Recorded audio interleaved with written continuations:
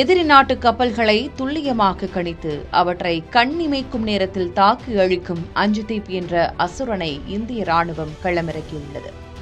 இந்த போர்க்கப்பலின் சிறப்பம்சம்தான் உலக நாடுகளை யோசிக்க வைத்திருக்கிறது.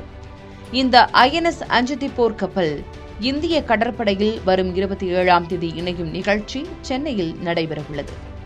இந்திய கடற்படை தளபதி அட்மிரல் தினேஷ் திரிபாதி அஞ்சுதீப் போர்க்கப்பலை கடற்படைக்கு அர்ப்பணிக்க உள்ளார். ஆபரேஷன் சிந்தூருக்கு பிறகு இந்தியா முப்படைகளையும் வலுப்படுத்தி வருகிறது. அந்த வகையில் அஞ்சுதீப் போர்க்கப்பலை இந்திய ராணுவம் களமிறக்கியுள்ளது. இந்திய கடற்படையிடம் எதிரி நாட்டு நீர்மூழ்கி கப்பல்களை கண்டறிந்து அவற்றை கடலில் வைத்தே அழிக்கும் போர்க்கப்பல்கள் உள்ளன. அவற்றின் எண்ணிக்கையை அதிகரிக்க ராணுவ அமைச்சகம் நடவடிக்கை மேற்கொண்டுள்ளது. அந்த வகையில் INS அஞ்சுதீப் என்ற பெயரில் நீர்மூழ்கி போர்க்கப்பல் எதிர்ப்பு திட்டம் செயல்படுத்தப்படுகிறது. இந்த கப்பலை கொல்கத்தாவில் உள்ள கார்டன் ரீச் ஷிப் பில்டர்ஸ் மற்றும் இன்ஜினியர்ஸ் நிறுவனம் தயாரித்துள்ளது.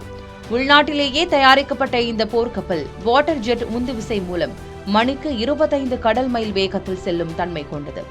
அதேபோல நீர்மூழ்கி எதிர்ப்பு ராக்கெட்டுகள், இலக்கரக ஏவுகணைகள் மற்றும் டாபிடோக்கள் ஆகிய ஆயுதங்களை இந்த கப்பலிலிருந்து இயக்க முடியும்.